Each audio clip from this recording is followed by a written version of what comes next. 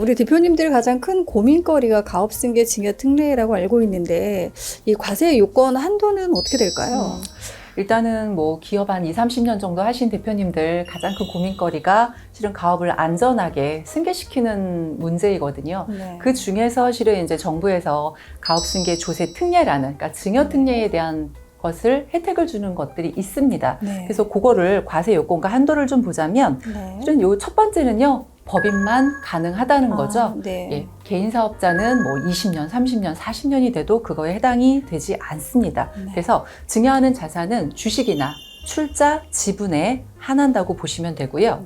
증여자의, 즉 넘겨주시는 분의 요건은 60세 이상이고요. 네. 10년 이상 경영한 자가 속하게 됩니다. 혹시 여기에서 이제 만약의 경우에 한번 퇴직을 하셨다가 다시 들어오시는 경우들도 제가 현장에 가보면은 있거든요. 즉 그런 경우에는 계속하였기 때문에 퇴직해서 다시 들어온 시점부터 10년 이후에야 가능하다는 거. 요거 그러니까 좀 약간 주의점이 있더라고요. 네. 합산을 네. 하는 게 아니라 연속으로 10년 이상을 채우셔야 예, 된다는 맞습니다. 말씀이신 거죠? 네. 네. 그리고 이제 여기에서 중요한 부분이 이제 어차피 가업을 승계를 할 때는 주식으로 아까 승계가 된다라고 말씀드렸고요. 네. 그 중에 이 자산을 평가할 때 네. 실은 비업무용 자산이라는 부분들이 상당히 중요한 포인트로 작용을 합니다. 네. 그래서 법인 주식 가치를 할 때 네. 업무 무관 자산이냐, 업무용 자산이냐, 이 부분에서 업무 무관 자산이 굉장히 업력이 오래된 부분들은요, 많이 형성이 되어 있으신 경우가 있으세요. 네. 그래서 뭐 예를 들자면은 이렇게 오랫동안 묵혀 있는 그 예금들, 이런 부분들도 비업무용, 그러니까 업무 무관 자산으로 속하기 때문에 네. 이런 비중들을 좀 줄이는 작업들이 꼭 필요하시더라고요. 네. 그리고 이 중에 네. 아까 그 60세 이상, 그다음에 네. 10년 이상 계속하여 최대 주주로 경영하는 게 굉장히 네. 중요하다라고 말씀을 드렸는데, 네네. 이게 형식적으로 본인 1인의 지분은 아니어도 됩니다. 네. 그래서 가족 전체의 지분이면은 상관없는 거고요. 특히나 대표이사가 꼭 네. 반드시 대표이사여야 되느냐라는 거는 아니셔도 됩니다. 네. 그래서 실제 법인을 경영한 실제 경영이 굉장히 중요한 포인트라고 봅니다. 네. 그러면 지금 이제 그 증여자 요건에 대해서 말씀을 해주셨는데, 그렇다면 수증자의 요건은 어떻게 될까요? 수증자 요건은 실질적으로 뭐 첫 번째 요건은 좀 간단하죠. 네. 18세 이상 거주자여야 네. 합니다. 네. 그리고 전에는 1인이었는데요. 네. 지금은 법이 바뀌어서 2인 이상이 가능합니다. 네. 그리고 이제 사후에는 반드시 5년 이내에 대표이사에 취임을 하셔야 됩니다. 네. 여기서 제가 이제 케이스가 있는데, 네네. 실제로 이제 증여 특례를 이용을 하려고 하다 보니 외국에서 이제 MBA 받고 온 네. 자녀분께서 6개월이 채 넘지가 않으신 거였어요. 네. 그래서 거주자 요건이 해당이 되지 않으셔서 네. 실질적으로 이 시기를 좀 더 조절을 해서 뒤로 늦춘 케이스도 있습니다. 네. 그래서 18세 이상이면서 거주자 요건을 반드시 갖추어야 된다라는 게 기본이고요. 네. 그리고 이제 뭐 한 명일 경우에는 네. 실제로 우리가 가업 승계를 할 때 특별하게 뭐 마음 상하거나 이런 일들이 네. 없으시잖아요. 네, 그렇죠. 그냥 그 분이 다 받으시면 되기 때문에. 네. 그런데 이제 2분 이상으로 지금 법이 바뀌게 되면서는 실질적으로 진행을 하다 보면 이 형제 간에 아니면 자매 간에 이렇게 약간 다툼이 있으실 수 있습니다. 네, 그렇죠. 실질적으로 뭐 별로 별 볼 일 없는 회사들에 대해서는 실은 가업 승계에 대한 부분을 고려하지 않으시거든요.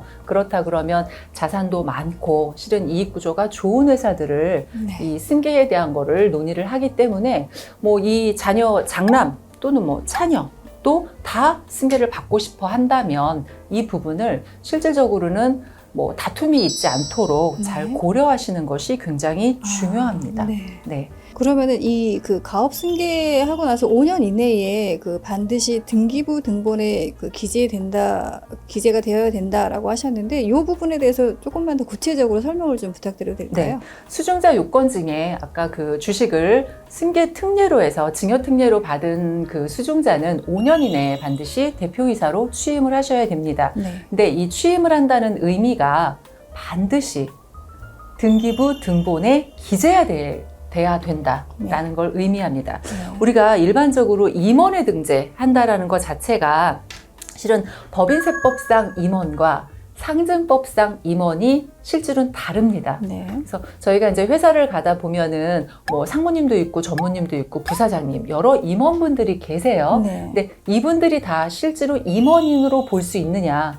실은 법인세법상은 임원으로 볼 수 있습니다. 네. 그런데 실제로 세무적으로 봤을 때는 상증법상의 임원이라고 하면은요, 그 타이틀에 상관없이 네. 등기부등본상에 실제로 임원으로 등재가 되어 있느냐 없느냐로 판단을 합니다. 그래서 이 법인세법상 그 임원은 근무하는 임원은 네. 맞지만 실제로 상증법상 임원으로는 해당되지 않는 거죠. 등기부등본에 없다면. 네. 그래서 가장 중요한 거는 그냥 대표이사라는 명함을 받는 게 중요한 것이 네. 아니고요. 등기부등본상에 실제로 대표이사로 취임을 하셔야 된다는 것이 네. 굉장히 중요합니다. 네. 이거 모르고 혹시 지나치신 뭐 대표님들이 계신가요? 혹시 주변에 혹시 계셨을까요? 이 부분을 5년 네. 이내에요. 네. 이거는 솔직히 말씀드리면 저희가 사후 관리를 해드리는 부분이기 아. 때문에 대표님들이 놓치는 케이스는 없다라고 봐야겠죠. 그렇죠. 네. 왜냐하면 이 증여특례라는 것들은 대표님이 그냥 알아서 한다. 네. 이런 경우는 별로 없으시죠. 음. 그래서 저희가 시기를 잡아드리고 주식 네. 가치를 낮추는 작업도 네. 미리 선행적으로 해드리면서 네. 타이밍 잡아서 그 다음 세대의 대표님까지 취임까지 다 관리를 하기 때문에요. 네. 사후 관리에 대한 부분이 굉장히 네. 중요합니다. 아. 놓치시는 일은 거의 없죠. 그렇죠. 전문가랑 같이 상담을 하신다면은요. 그렇죠. 네. 이렇게 상담을 받고 또 컨설팅을 받으셔야 이제 네, 이런 네. 것들까지 놓치지 않고 잘 진행이 될 것 같다는 생각이 듭니다. 네. 가업승계 증여 특례의 한도는 어떻게 될까요? 한도는 실질적으로 네. 뭐 100억 뭐 이렇게 다 하실 수 있는데요. 네. 실제로 우리가 그 절세라는 포인트를 잡자면 35억까지 네. 10% 세율로 넘길 수 있다. 네. 이것이 가장 중요한 포인트라고 봅니다. 네. 그래서 5억까지는 그냥 네. 공제를 받으실 수 있고요. 네. 30억까지는 10% 세율을 적용을 받습니다. 네. 제가 전에 그 영상을 올린 거에서 실은 이제 증여상속세에 대한 부분은 세율이 가장 높다라고 한번 말씀을 드렸고요. 네. 30억 이상인 경우에는 일반 과세인 경우에는 50% 세율입니다. 그런데 네. 이 법인에 해당되는 대표님의 지분을 가업 승계 증여 특례를 활용할 경우에는요. 네. 30억까지 넘길 때도 10% 세율이다. 그런데 그 중에서도 5억은 또 공제가 되기 때문에 35억까지 네. 10%로 아주 낮은 세율로 넘길 수 있다는 게 가장 중요한 포인트이겠죠. 그렇다면 이 그 가업승계 타이밍이라는 게 있는데 이 언제 하는 게 가장 좋을까요? 언제 하는 게 가장 좋을까요?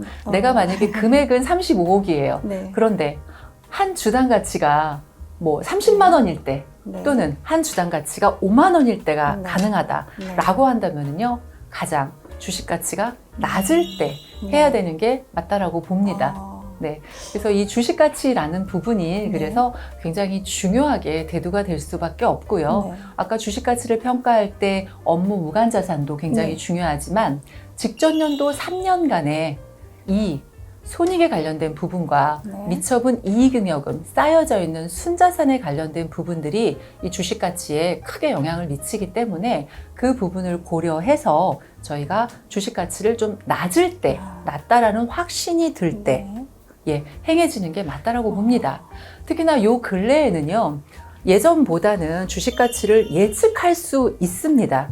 왜냐하면 한 3년 전에 법이 바뀌면서 그 순자산 가치의 80%가 미니멈 최저 주식 가치로 평가가 되기 때문에 우리가 뭐 1년, 2년, 3년 적자를 낸다고 하더라도 주식 가치가 크게 떨어지지 않습니다. 네. 그래서 우리가 그 증여를 논하는 법인들 같은 경우는 거의 더 발전할 수 있는 요소를 많이 갖고 있기 때문에 네. 주식 가치를 인위적으로 떨어뜨리지 않는 한 네. 참으로 떨어뜨리기가 쉽지 않다라고 네. 말씀드릴 수 있어요. 네. 그래서 지금이 네. 가장 낮은 시점일 수 있습니다. 그러네요. 네.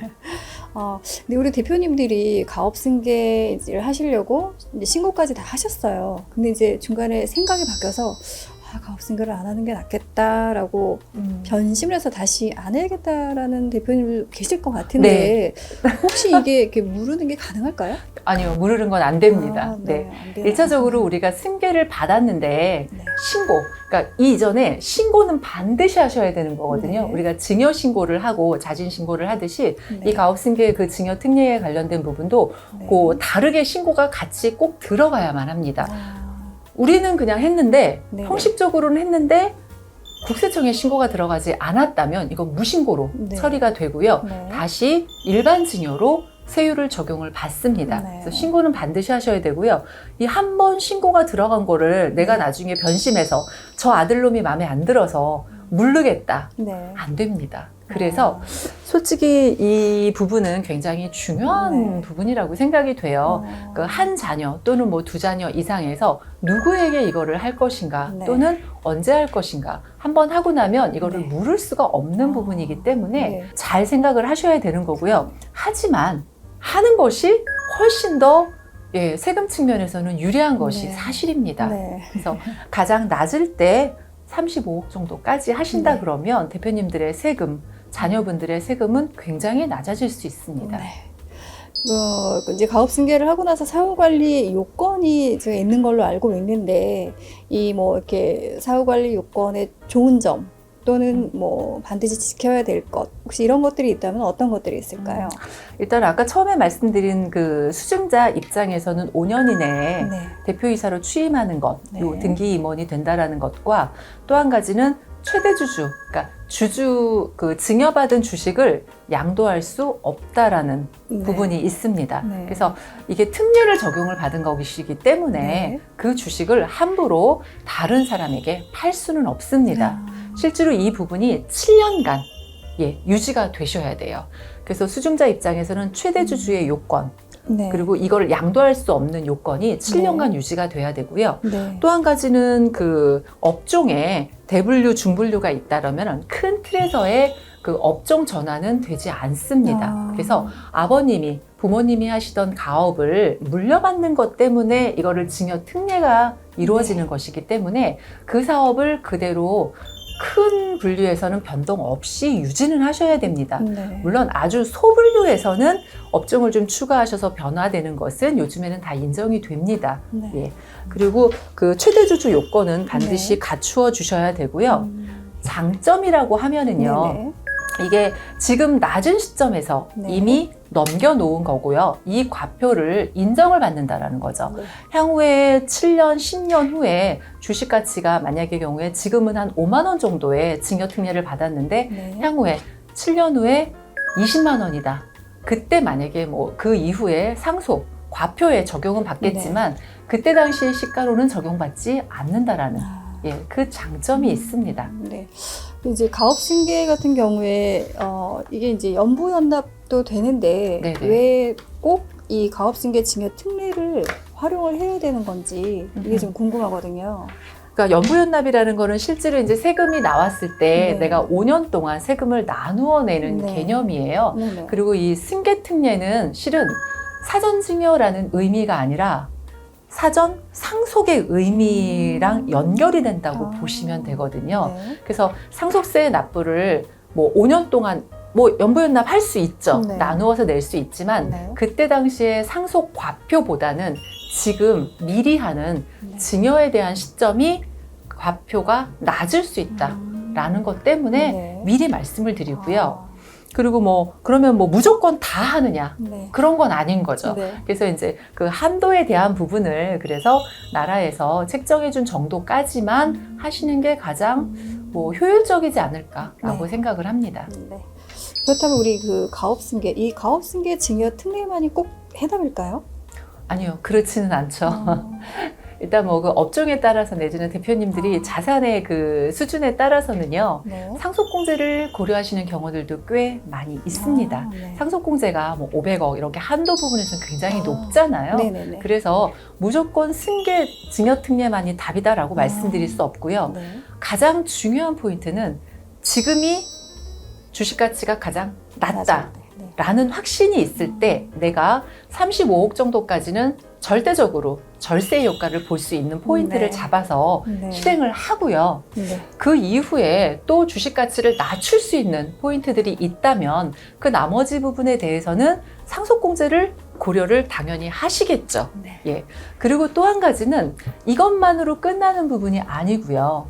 내가 이게 아니라 뭐 분할이라든지 여러 가지 것들을 활용을 하시면서 주식 가치를 낮출 수 있는 여러 작업들을 전문가와 같이 네. 상담을 받으시고 하신다면 승계 특례뿐만이 아니라 다른 부분들에 있어서도 네. 절세를 할 수 있는 여러 가지 포인트들은 있습니다. 네. 하지만 그 중에서도 가장 지금 상황에서 우리가 좋게 35억 정도까지 활용할 수 있는 점이 있다라는 거는 굉장히 중요한 거죠. 네. 예. 그리고 세율이 10%라는 거. 예. 네. 굉장히 중요합니다. 네.